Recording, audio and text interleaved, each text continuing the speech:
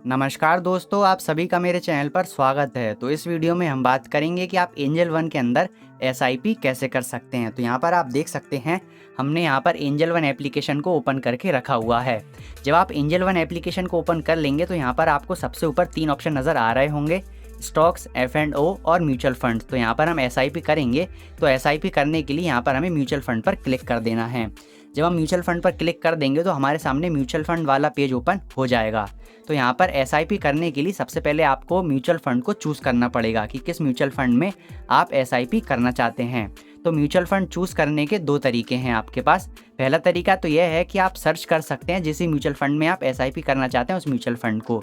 और दूसरा तरीका यह है कि यहाँ पर आपको बहुत सारी कैटेगरी दी जाती हैं, आप उन कैटेगरीज से भी म्यूचुअल फंड को फाइंड कर सकते हैं। तो सबसे पहले मैं आपको यह बता देता हूँ कि आप कैटेगरीज की मदद से म्यूचुअल फंड को किस तरीके से फाइंड कर सकते हैं। तो यहाँ पर आप देख सकते हैं मोस्ट पॉपुलर जो एसआईपी म्यूचुअल फंड है वो यहाँ पर आपको दिखाई दे रहे होंगे। जैसे कि यह वह म्यूचुअल फंड है जिन म्यूचुअल फंड में ज़्यादातर लोग एसआईपी करना पसंद कर रहे हैं।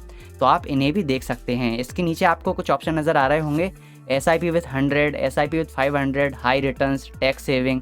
अगर आप इस पर क्लिक करेंगे एसआईपी विथ 100, तो इस कंडीशन में आपके सामने वह म्यूचुअल फंड आ जाएंगे जिन म्यूचुअल फंड में आप 100 रुपये से एसआईपी कर सकते हैं। तो आप देख सकते हैं यहाँ पर आपके सामने वह म्यूचुअल फंड आ गए जिनमें आप 100 रुपये से एसआईपी कर सकते हैं।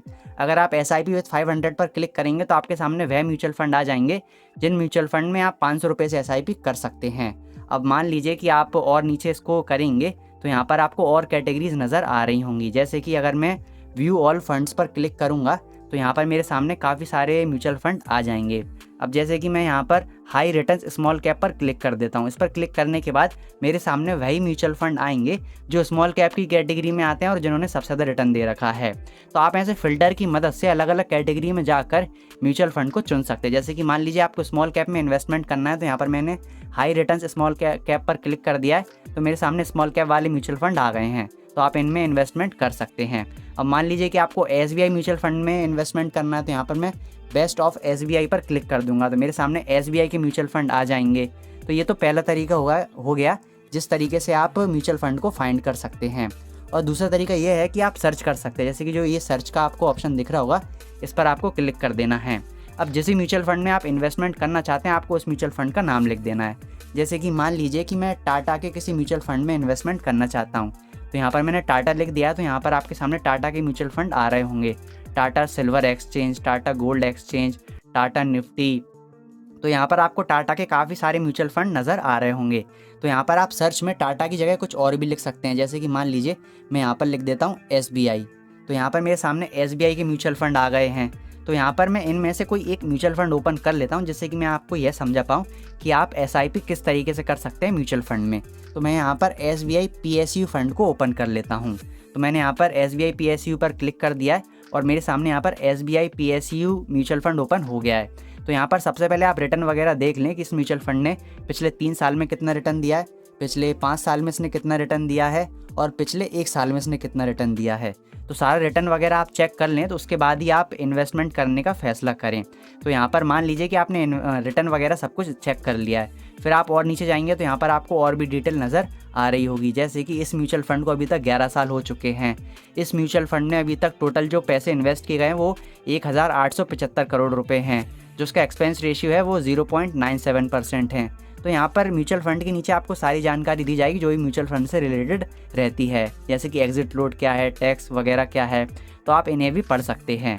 अब मान लीजिए कि आप इस म्यूचुअल फंड को फाइनल कर लेते हैं कि आपको एसबीआई के पीएसयू म्यूचुअल फंड में एसआईपी करना है।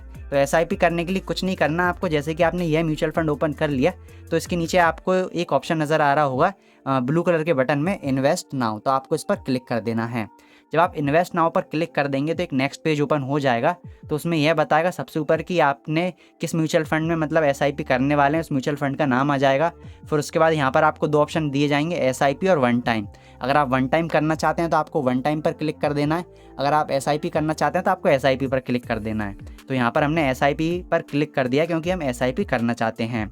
अब आप जितने रुपए से भी एसआईपी करना चाहते हैं आप उस अमाउंट को यहाँ पर डाल सकते हैं। जैसे कि अगर मैं यहाँ पर 10 रुपये डालूंगा ना, तो यहाँ पर मुझे बता देगा कि कितना मिनिमम यहाँ पर एसआईपी करना पड़ेगा। तो यहाँ पर आप मिनिमम 500 रुपये से एसआईपी कर सकते हैं, यानी कम से कम आपको 500 रुपये की एसआईपी करनी पड़ेगी। तो यहाँ पर मैं 1000 रुपये डाल देता हूँ। तो यहाँ पर आप देख सकते हैं मैंने एंटर अमाउंट में 1000 रुपये डाल दिया है। आप यहाँ पर देख सकते हैं, यहाँ पर लिखा हुआ है फर्स्ट ऑफ एवरी मंथ। इसका यह मतलब है कि जो आपकी एसआईपी है वो आपके बैंक अकाउंट से हर महीने की 1 तारीख को कट जाया करेगी। अगर आप चाहते हैं कि 1 तारीख से, मतलब कि आप 1 तारीख से इसे चेंज करना चाहते हैं, तो आपको इस पर क्लिक कर देना है। और 1 तारीख से अगर आप चाहते हैं कि जो आपकी एसआईपी है वो 10 तारीख को कटा करे, तो आपको 10 पर क्लिक कर देना है। और जो नीचे आपको ऑप्शन नज़र आ रहा होगा कन्फर्म, तो आपको कन्फर्म पर क्लिक कर देना। जब आप कन्फर्म पर क्लिक कर देंगे तो आपके सामने यहाँ 10th ऑफ एवरी मंथ लिखा आ जाएगा, यानी कि हर महीने की 10 तारीख को आपकी एसआईपी कट जाया करेगी आपके बैंक अकाउंट से। और यहाँ पर आपको और भी कुछ जानकारी नज़र आ रही होगी, आप इसे भी देख सकते हैं। एक्सपेक्टेड 3 ईयर्स रिटर्न, जो भी आपको रिटर्न वगैरह मिलेगा वो आप यहाँ पर देख सकते हैं। मान लीजिए आपने म्यूचुअल फंड भी चूज़ कर लिया और अमाउंट भी डाल दिया है और डेट भी सिलेक्ट कर दी है।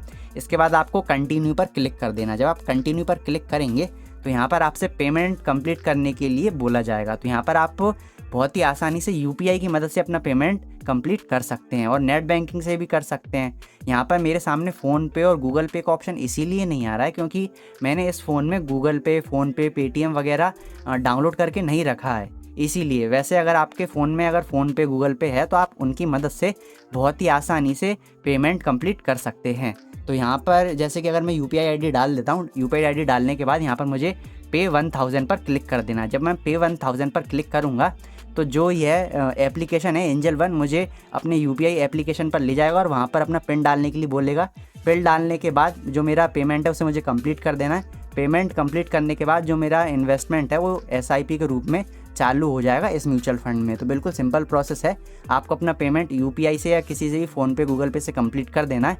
और जब आप अपना पेमेंट कंप्लीट कर देंगे तो ऑटोमेटिक आपकी एसआईपी आपके बैंक अकाउंट से कट जाया करेगी। तो यहाँ पर मैंने आपको पेमेंट कंप्लीट करके इसीलिए नहीं बताया क्योंकि मैं अभी इस म्यूचुअल फंड में इन्वेस्टमेंट नहीं करना चाहता हूँ। मेरा उद्देश्य सिर्फ इतना था कि आपको यह पता चल जाए कि हम किसी भी म्यूचुअल फंड में एसआईपी कैसे कर सकते हैं एंजल वन के अंदर। तो यहाँ पर मैंने आपको फुल प्रोसेस बताने की कोशिश की है कि आप म्यूचुअल फंड वगैरह कैसे फाइंड कर सकते हैं और किस तरीके से एसआईपी और पेमेंट वगैरह कर सकते हैं। तो मुझे उम्मीद है कि इस वीडियो में मैंने आपको म्यूचुअल फंड के बारे में जो भी चीज़ समझाई है कि आप किस तरीके से एसआईपी कर सकते हैं एंजल वन के अंदर, वो चीज़ें आपको समझ में आ गई होंगी। तो इस वीडियो में अगर आपको कोई भी चीज़ समझ में नहीं आई हो तो आप मुझे कमेंट करके पूछ सकते हैं, मैं आपकी हेल्प करने की पूरी कोशिश करूँगा। अगर आप म्यूचुअल फ़ंड के बारे में और अधिक जानकारी प्राप्त करना चाहते हैं तो आपको स्क्रीन पर कुछ वीडियोस नज़र आ रही होंगी, आप उन वीडियोस पर क्लिक करके म्यूचुअल फ़ंड के बारे में और अधिक जानकारी प्राप्त कर सकते हैं। तो इस वीडियो को हम यहीं पर समाप्त करते हैं। धन्यवाद।